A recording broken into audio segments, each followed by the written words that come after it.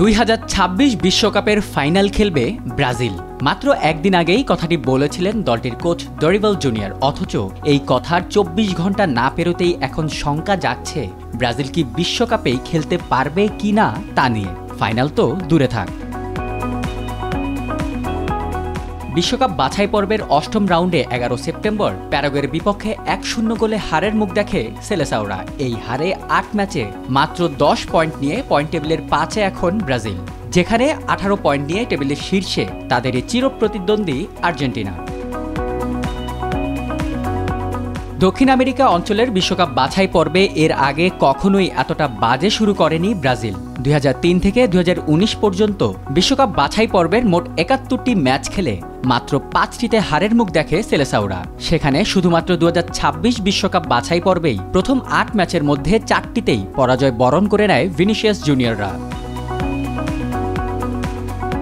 2002 সালে নিজেদের পঞ্চম ও সবশেষ বিশ্বকাপ ট্রফিটি জেতে ব্রাজিল, কিন্তু এরপর আরও 5টি বিশ্বকাপ হয়ে গেলেও হেক্সা জয়ের স্বপ্নই রয়ে যায় সেলেসাওদের।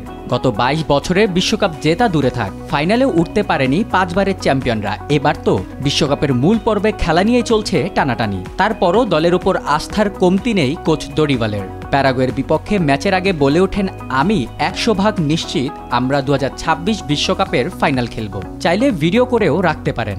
ফাইনাল না খেললে তার দায়ভার আমার। অথচ পরের ম্যাচে 2008 সালের পর প্রথমবারের মতো প্যারাগুয়ের বিপক্ষে হারের মুখ দেখে ব্রাজিল।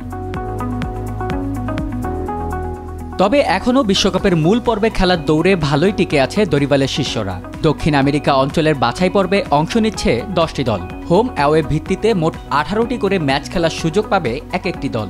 সেখান থেকে সরাসরি মূল পর্বে সুযোগ পাবে পয়েন্ট টেবিলের প্রথম 6 দল, আর প্লে অফ খেলবে 7 নম্বর দল। 8 ম্যাচে 10 পয়েন্ট নিয়ে গোল ব্যবধানে এগিয়ে থেকে বর্তমানে তালিকার 5-এ আছে ব্রাজিল। বাকি এখনও 10টি ম্যাচ। বিশ্বকাপ বাছাইয়ের শেষ 5 ম্যাচের 4টিতেই হারের মুখ দেখা ব্রাজিল তাদের শেষ 14 ম্যাচের মধ্যে জিতেছে মাত্র 4টিতে। দলে 3 রিয়াল মাদ্রিদ তারকা ভিনিসিয়াস জুনিয়র, রড্রিগো ও এনরিক থাকতেও কেন এই হাল সেলেসাওদের? এক কথায় উত্তর, নেইমারের অনুপস্থিতি। তার মতো প্লেমেকারের অভাবে যথেষ্ট অ্যাটাক করতে ব্যর্থ হচ্ছে ব্রাজিল।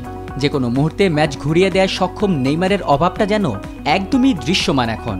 2023 অক্টোবরে উরুগুয়ের বিপক্ষে ম্যাচে হাঁটুর ইনজুরিতে পড়েন এই সাম্বা বয়। সফল অস্ত্রোপচারের পর প্রায় 1 বছর পর এখন বর্তমান ক্লাব আল হিলালের হয়ে মাঠে ফিরতে তৈরি হচ্ছেন ব্রাজিলের সর্বকালের সর্বোচ্চ এই গোলদাতা।